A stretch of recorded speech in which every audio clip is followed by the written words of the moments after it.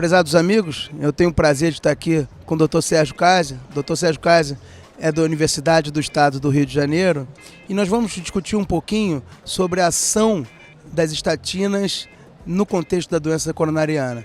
Dr. Kaiser, antes de mais nada, muito obrigado por conversar conosco. Hoje em dia estamos numa seguinte situação, estamos dando estatinas, que eram remédios para baixar o colesterol, mesmo em pacientes com colesterol baixo. Eu queria que você me dissesse, ou fizesse um panorama da ação da estatina, além da questão de reduzir o LDL colesterol. Ok, Bruno, muito obrigado. Bruno, se a gente encarar sob o aspecto histórico, né? As estatinas elas foram descobertas, a primeira estatina foi descoberta em 1972 pelo Akira Endo, um pesquisador japonês, e inicialmente o emprego das estatinas baseava-se na redução do LDL colesterol, né?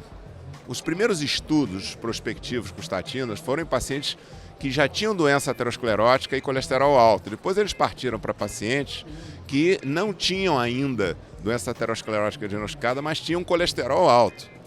E pouco a pouco essa perspectiva, essa visão foi se deslocando do colesterol alto para risco cardiovascular, à medida que se foi percebendo que é justamente a agregação dos fatores de risco no mesmo indivíduo que o torna mais suscetível à doença aterosclerótica, a apresentar um evento aterosclerótico. No entanto, o conjunto de dados experimentais, clínicos, de tratamento, né, genéticos hoje em dia também, todos eles apontam para o papel central do LDL colesterol e, eu diria mais, das lipoproteínas ricas em ApoB, porque entram também os remanescentes de triglicerídeos, né, na gênese da doença aterosclerótica. Então, você utilizando uma estatina num paciente de alto risco, mesmo que o colesterol não esteja elevado, né, ainda que ele não tenha tido um evento cardiovascular, você está atuando sobre um elemento que é fundamental na progressão da doença aterosclerótica. E a presença de outros fatores, o que eles vão fazer? Eles vão ajudar a acelerar a progressão da doença. Então você está atuando firmemente, não é claro que é preciso controlar todos os fatores de risco, porque o efeito é multiplicativo. Entretanto, o papel do LDL é central e a indicação da estatina em doses proporcionais ao risco, ou seja, de acordo com o risco a gente vai usar uma dose moderada ou uma dose mais alta, a indicação da estatina é fundamental no paciente de alto risco cardiovascular, né?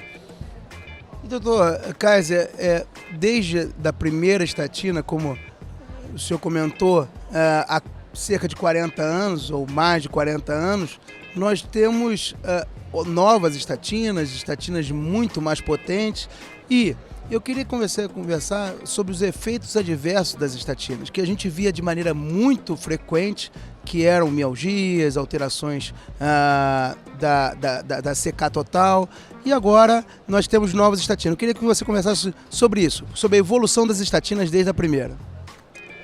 Bom, nós temos estatinas hoje, inclusive sintéticas, estatinas de alta potência, que conseguem reduzir até, na média, em 50% os níveis de LDL colesterol.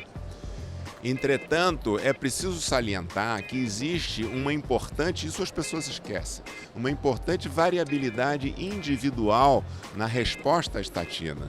Então nós temos pacientes que respondem em média 50%, mas há aquele que pode ter até uma redução de 70% no nível do LDL, e existe aquele que pode ter uma redução bem menos expressiva, né?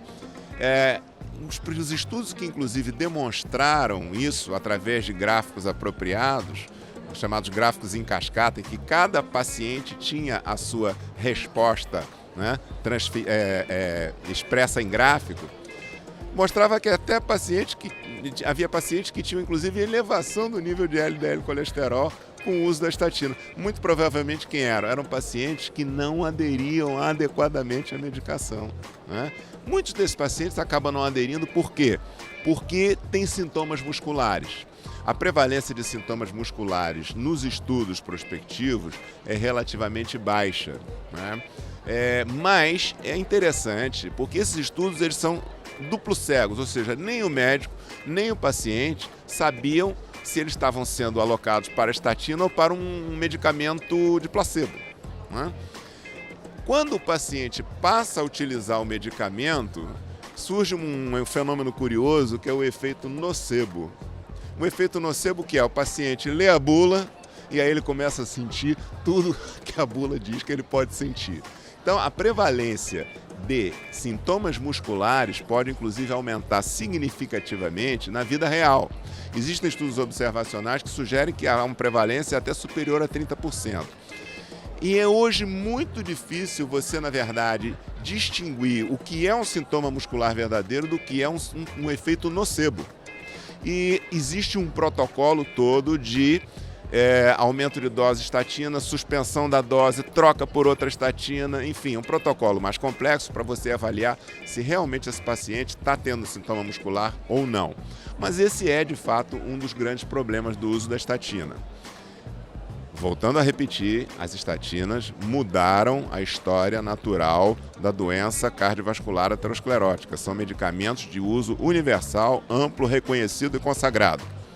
E por incrível que pareça, existem campanhas, existem ainda, infelizmente, colegas mal informados ou até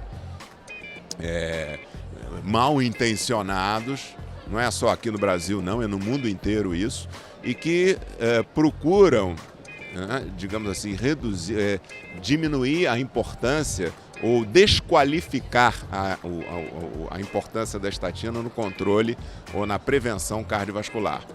É interessante observar o seguinte, já foram publicados estudos mostrando que, um estudo dinamarquês, que quando surge uma notícia no jornal desfavorável à estatina, o uso do medicamento diminui e a proporção de desfechos cardiovasculares aumenta, mostrando claramente, né, o quão nocivo é, né, a disseminação de informações equivocadas, inadequadas na mídia e o que isso pode causar, justamente de efeitos adversos para os pacientes.